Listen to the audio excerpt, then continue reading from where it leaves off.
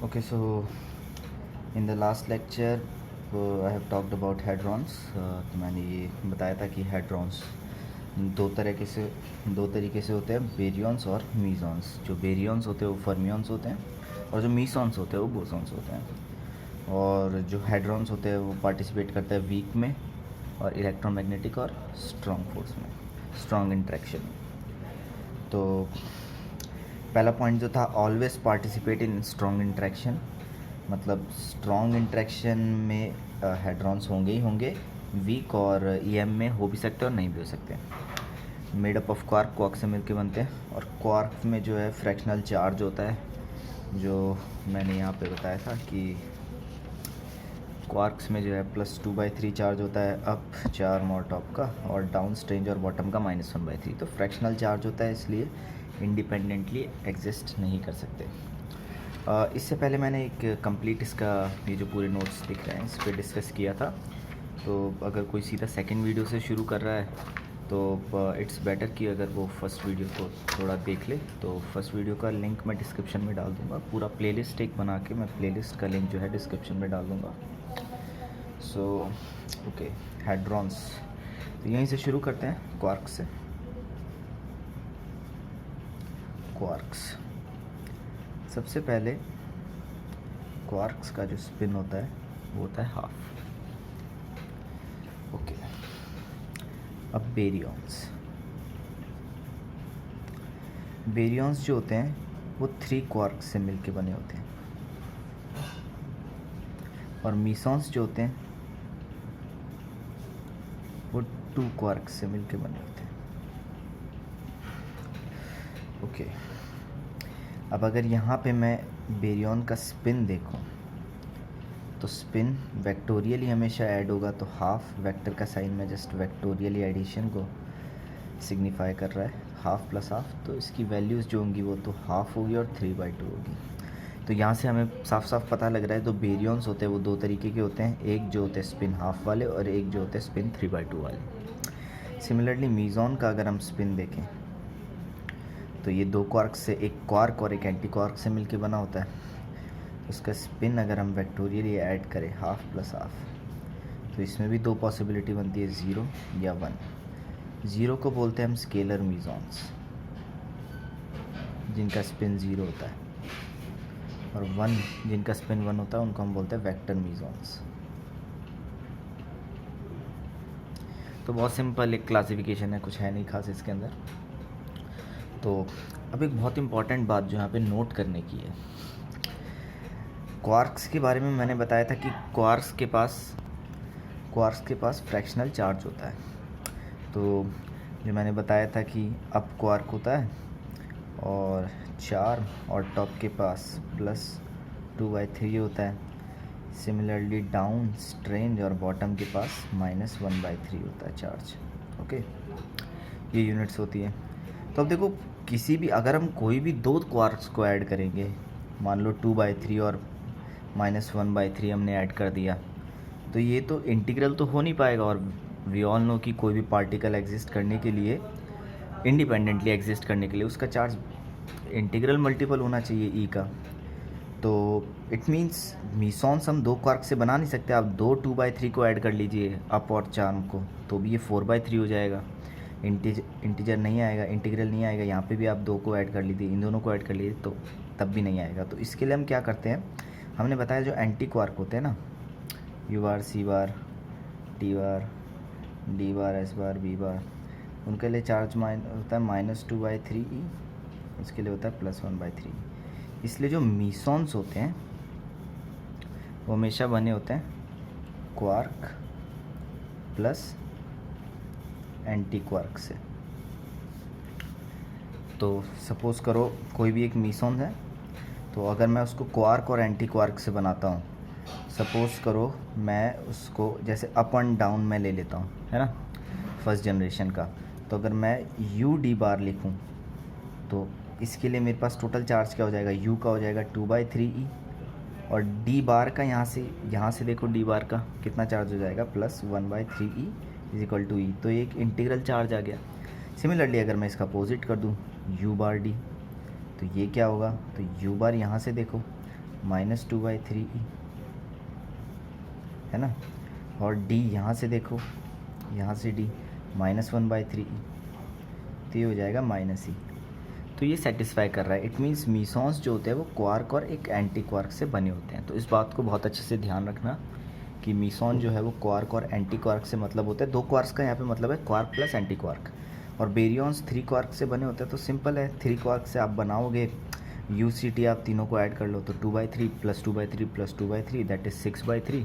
तो ये तो 2 ही आ जाएगा, मतलब ये इंटीग्रल आ जाएगा। तो इसमें एंटी क्वार्क की ज़रूरत नहीं होती। तो बेरियंस जो होते हैं वो सिंपल 3 क्वार्क से बने होते हैं, एंटी क्वार्क इसमें नहीं होता। ओके, तो नेक्स्ट कुछ क्लासिफिकेशंस है, कुछ नंबर्स हैं तो जो आप पता होने चाहिए आपको। तो पहला जो है वो है baryon number. Baryon number, okay. Quark जो होता है उसका बेरियन नंबर होता है 1/3, और जो एंटी क्वार्क होता है उसका बेरियन नंबर होता है -1/3। Okay, simple as that. तो जो मीसॉन होंगे उनका बेरियन नंबर क्या होगा, वो क्वार्क और एंटी क्वार्क से मिलके बना है तो उसका बेरियन नंबर सिंपली 0 हो जाएगा, 1/3 - 1/3। और जो बेरियंस है उसका बेरियन नंबर क्या होगा, 1, क्योंकि वो 3 क्वार्क से मिलके बना है। तो 1/3 + 1/3 + 1/3 दैट इज़ 1। तो हमेशा याद रखो बेरियंस का बेरियन नंबर 1 होता है। बाकी सारे इसके अलावा जो भी पार्टिकल्स होते हैं उनका बेरियन नंबर 0 होता है। एंटी बेरियन का बेरियन नंबर -1 होता है। यहाँ से मैं लिख देता हूँ, rest all have baryon number = 0। तो इनके अलावा जो भी है उन सब का बेरियन नंबर 0 होता है। तो एक बहुत इंपॉर्टेंट प्रॉपर्टी है, जब भी पेपर में बहुत सारे रिएक्शंस दे देता है तो उसमें कई बार बेरियन नंबर जो है वो कंजर्व नहीं कराता है, तो इसलिए वो रिएक्शन जो है वहाँ पे अलाउड नहीं होती। तो सिंपल इस तरीके के क्वेश्चन आते हैं और फर्दर आगे मैं और शो करूँगा इसकी इम्पोर्टेंस। नाउ आइसोस्पिन, ये एक बहुत इंपॉर्टेंट टॉपिक है और एक बहुत कंफ्यूजिंग टॉपिक भी हो जाता है, बट ये एक बहुत सिंपल टॉपिक है। मैं इसको बहुत अच्छे से एक्सप्लेन करने की कोशिश करूँगा ये क्या है। तो आइसोस्पिन के लिए मैं एक चीज़ बताना चाहता हूँ, स्ट्रॉन्ग फोर्स। स्ट्रॉन्ग फोर्स जो है वो कभी भी 2 न्यूक्लियॉन्स को डिफरेंशिएट नहीं करता, वो सेम रहता है। Means remains same in strength irrespective of neutron और प्रोटॉन। मतलब जो स्ट्रॉन्ग फोर्स है उसको कोई मतलब नहीं है न्यूट्रॉन है या प्रोटॉन है, वो दोनों पे इक्वली एक्ट करेगा। तो अब हम पता कैसे लगाएंगे, अगर हमें डिफरेंशिएट करना होगा कि भाई न्यूट्रॉन कब है और प्रोटॉन हमें कब मिलेगा, न्यूट्रॉन कब मिलेगा, हम डिफरेंशिएट कैसे करेंगे। तो इसी के लिए एक आइसोस्पिन क्वांटम नंबर प्रपोज किया गया। उससे पहले मैं थोड़ा आपको स्पिन के बारे में और बता देता हूँ तो और बेहतर तरीके से क्लियर हो जाएगा, कोई भी कन्फ्यूज़न रहनी नहीं चाहिए।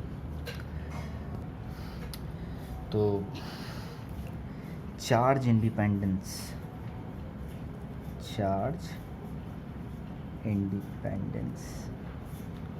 Of nuclear forces means that in most instances we do not need to distinguish between neutrons and protons, so they are coined as nucleons. एक बहुत इंपॉर्टेंट पॉइंट है कि चार्ज इंडिपेंडेंट होते हैं न्यूक्लियर फोर्सेस, तो वो इसीलिए वो डिफ्रेंशिएट नहीं कर पाते न्यूट्रॉन और प्रोटॉन्स में, तो इसलिए हम उनको कॉमनली बोलते हैं न्यूक्लियॉन्स। तो अब देखो सिमिलर एक जो हम अगर स्पिन से एनालॉजी उठाएं कि स्पिन के केस में क्या होता था, जब हम मैग्नेटिक फील्ड लगाते थे, एक्सटर्नली हम मैग्नेटिक फील्ड लगाते थे, तो क्या होता था कि हमें दो एनर्जीज़ मिलती थी। एक एनर्जी मिलती थी E प्लस म्यू बी और एक मिलती थी E माइनस म्यू बी। जब हमारा ऑर्बिटल एंगुलर मोमेंटम ज़ीरो होता था, ये स्पिन के रिगार्डिंग जो है, अगर मैं बोलूँ मेरे पास म्यू और माइनस म्यू आ जाता था, तो हमें दो अलग अलग एनर्जीज़ मिल जाती थी मैग्नेटिक मूवमेंट, तो हमें दो अलग अलग एनर्जीज़ मिल जाती थी। तो अगर मैंने कोई मैग्नेटिक फील्ड लगाई नहीं है, सपोज़ करो कि B external is equal to zero, तो हमारे लिए तो वो हर इलेक्ट्रॉन बराबर है, चाहे स्पिन अप हो चाहे स्पिन डाउन हो, हमें पता ही नहीं है। हम डिफ्रेंशिएट कर ही नहीं सकते कि नहीं दो इलेक्ट्रॉन्स में कि वो स्पिन अप का है कि स्पिन डाउन का है। जब हम एक्सटर्नल मैग्नेटिक फील्ड लगाते हैं, जब स्टर्न गैलाज में जब हम मैग्नेटिक फील्ड लगा रहे थे, तभी तो हमारी बीम डिफ्रैक्ट हो रही थी। यहाँ पे स्क्रीन पे जो पैटर्न बन रहा था, इट मीन्स कि हमें तभी दो एनर्जी मिल रही थी, E plus mu B spin down and E minus mu B spin up, तभी हमें दो एनर्जीज़ मिल रही थी डिफरेंट। उसी से हमें पता लगा कि उसी से हमने एक नया क्वांटम नंबर बताया, तो उसी से हम पता करते हैं। तो इसीलिए जब हम क्या बोलते हैं कि मैग्नेटिक फील्ड जब हम लगाते हैं तो डिफरेंट एनर्जीज़ को मतलब तभी हमें डिफरेंट एनर्जीज़ मिलती है। अगर मैग्नेटिक फील्ड नहीं लगती, मतलब नहीं लगाते, तो हमारे लिए वो बराबर होते हैं। इसलिए हमने नया क्वांटम नंबर उस टाइम बताया था कि एक नया एंगुलर मोमेंटम होता है, स्पिन एंगुलर मोमेंटम। उससे पहले तक सब यही मानते थे कि ऑर्बिटल एंगुलर मोमेंटम होता है सिर्फ, और स्पिन एंगुलर मोमेंटम नहीं होता। तो सिमिलरली इस केस में भी क्या होता है कि जब तक न्यूक्लियर फोर्सेस होते हैं, तो हम सिर्फ जानते हैं कि न्यूक्लियस के अंदर न्यूक्लियॉन्स होते हैं। हमें नहीं पता कि प्रोटॉन्स और न्यूट्रॉन्स अलग अलग होते हैं कि नहीं, क्योंकि ये डिफरेंशिएट कर ही नहीं पाता। जब हम इलेक्ट्रोमैग्नेटिक फ़ोर्स लगाते हैं, क्योंकि इलेक्ट्रोमैग्नेटिक फ़ोर्स सिर्फ चार्ज पार्टिकल पे लगता है, तो ये किस पे लगेगा, सिर्फ प्रोटॉन्स पे लगेगा और न्यूट्रॉन्स पे तो नहीं लगेगा। तो तब जब तक हम इलेक्ट्रोमैग्नेटिक फील्ड नहीं लगाएंगे, तब तक हम डिफरेंशिएट नहीं कर पाएंगे कि हमारे पास न्यूक्लियॉन्स जो है वो प्रोटॉन्स है या न्यूट्रॉन्स है। इसीलिए हमें एक नए क्वांटम नंबर की ज़रूरत पड़ी जो इन दोनों के बीच में डिफरेंशिएट कर दे, उसको हमने बोला आइसोस्पिन। तो ये भी एक इंट्रिंसिक प्रॉपर्टी होती है, मतलब ऐसा कुछ नहीं कि आइसोस्पिन कोई पार्टिकल घूम रहा है या कुछ हो रहा है, इस तरीके से कुछ भी नहीं है। ये जस्ट एक इंट्रिंसिक प्रॉपर्टी है पार्टिकल की, और ये एक्सपेरिमेंटली हम इलेक्ट्रोमैग्नेटिक फील्ड जब लगाते हैं तो हम डिफरेंशिएट कर पाते हैं आइसोस्पिन के बेसिस पे। तो यही है, इसको हम I3 से रिप्रेजेंट करते हैं, कुछ बुक्स में इसको T3 से रिप्रेजेंट करते हैं। तो ये रिप्रेजेंटेशन है, एक्चुअली ये इसका थर्ड कंपोनेंट होता है। तो इसका मैग्नीट्यूड जो हम रिप्रेजेंट करते हैं I से या T से, आई एक बहुत कंफ्यूजिंग नोटेशन हो जाती है एक्चुअली, क्योंकि आई से हम कभी कभार न्यूक्लियर स्पिन भी हमेशा हम डिनोट करते हैं, कभी कभी हम इट मीन्स ये कंफ्यूजिंग हो जाती है। तो हम यहाँ पे टी यूज़ कर सकते हैं, आई यूज़ कर सकते हैं, मतलब जो भी आपको कन्वीनियंट लगे। तो सपोज़ करो मैं टी ही यूज़ कर लेता हूँ, क्योंकि फिर आप कंफ्यूज मत हो जाना कि ये न्यूक्लियर स्पिन है, तो मैं यहाँ पे टी यूज़ कर लूँगा। तो एक बहुत सिंपल सी चीज़ होती है कि हम निकाले कैसे आइसोस्पिन कितना होगा। तो इसका एक बहुत सिंपल फार्मूला होता है कि 2I + 1 = मल्टीप्लिसिटी।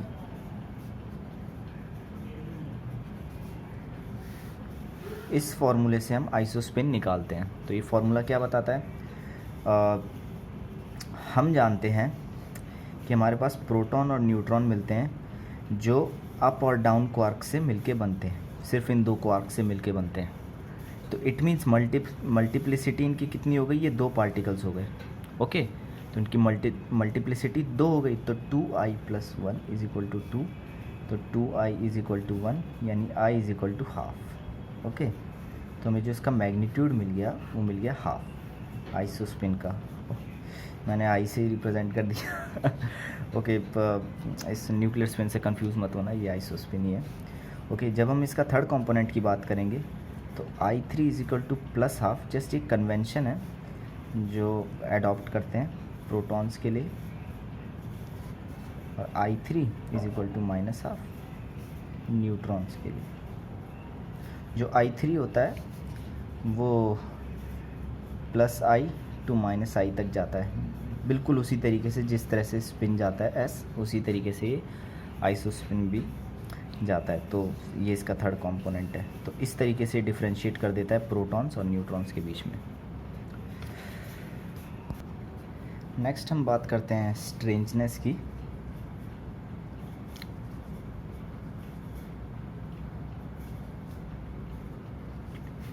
ये स्ट्रेंजनेस क्या होती है? तो एक टाइम पे साइंटिस्ट को कुछ ऐसे पार्टिकल्स मिले जो डिके हुए स्ट्रॉन्ग इंटरेक्शन से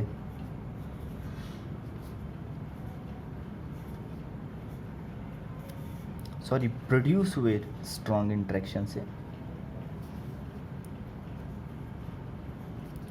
और डिके हो गए वीक इंटरेक्शन से।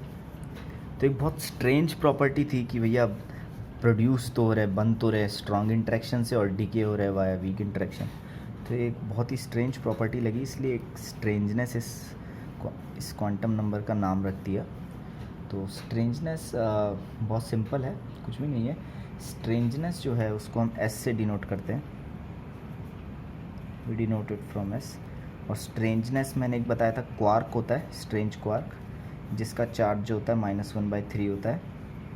ओके, तो जब भी हमारे पास एक स्ट्रेंज क्वार्क होगा, ओके, वन स्ट्रेंज क्वार्क किसी भी एलिमेंट में, मीसॉन या बेरियन में एक स्ट्रेंज क्वार्क होगा, मतलब उसके साथ बाकी जो क्वार्क्स है जो भी हैं, अगर हमारे पास एक स्ट्रेंज क्वार्क होगा तो हमारा स्ट्रेंजनेस नंबर जो होगा वो होगा -1। दो स्ट्रेंज क्वार्क्स होंगे तो हमारा स्ट्रेंजनेस नंबर होगा -2 एंड सो ऑन। 3 होंगे तो हमारा स्ट्रेंजनेस हो गया -3। 3 से ज़्यादा तो हो नहीं सकते। और अगर हमारे पास S बार होगा, ओके, हमारे पास एंटी स्ट्रेंज क्वार्क हो गया, तो इसका जो स्ट्रेंजनेस नंबर होगा, ओके, इसको स्मॉल से डिनोट कर देते हैं, तो हमारे पास इसका जो स्ट्रेंजनेस नंबर हो जाता है वो हो जाता है +1। और अगर हमारे पास 2 एंटी स्ट्रेंज क्वार्क होंगे तो हो जाएगा +2। तो एक्चुअली 2 तो कभी हो ही नहीं सकते, क्योंकि मीसॉन जो बनते हैं वो क्वार्क और एंटी क्वार्क से बनते, तो ऐसा कोई पार्टिकल मिलेगा ही नहीं जिसमें 2 एंटी स्ट्रेंज क्वार्क्स होंगे। तो एक यही मिलेगा, एक एंटी स्ट्रेंज क्वार्क जिसका स्ट्रेंजनेस +1 होगा, और बाकी 3 स्ट्रेंज क्वार्क तो हमें मिल सकते हैं बेरियंस में। ओके, तो आई थिंक ये लेक्चर काफ़ी बड़ा हो गया है। तो बाकी की जो बातें हैं कि स्ट्रेंजनेस जो है वो कब कंजर्व होता है, कब कंजर्व नहीं होता है, और फर्दर आगे की जो बातें हैं वो मैं नेक्स्ट लेक्चर में करूँगा। तो इसके लेक्चर नोट्स आपको डिस्क्रिप्शन में मिल जाएंगे। इस प्लेलिस्ट का लिंक भी जो है आपको डिस्क्रिप्शन में मिल जाएगा, और बस नोट्स भी मिल जाएंगे, लिंक भी मिल जाएगा। तो बस आप इसको एक बार अच्छे से तैयार कर लो, जो भी मैंने पढ़ाया है इसको अच्छे से, मतलब एक बार आप याद कर लो, तो जो मैं नेक्स्ट लेक्चर लूँगा उसमें आपको बहुत इजी रहेगा सब कुछ समझना। और बस ये छोटे से 3 लेक्चर, आई थिंक तीसरा लेक्चर में सब कुछ हो ही जाना चाहिए। तो छोटे 3 लेक्चर होंगे जिसमें आपका पूरा, आप मान लो नेट में अप टू 10 मार्क्स हमारे कवर हो जाएंगे, और सभी कॉम्पिटिटिव एग्ज़ाम्स में इसमें काफ़ी पूछा जाता है। तो काफ़ी स्कोरिंग सब्जेक्ट और बहुत ईजी है, मतलब ऐसा है कि एक बार आ गया समझ में तो फिर बार बार पढ़ने वाला सब्जेक्ट है नहीं कि बहुत सारे बहुत सारे डिफरेंट अलग अलग क्वेश्चन बनेंगे क्लासिकल की तरह और कंफ्यूज हो गए। एकदम स्ट्रेट फॉरवर्ड क्वेश्चन आते हैं। तो ओके, फिर नेक्स्ट लेक्चर में मिलते हैं।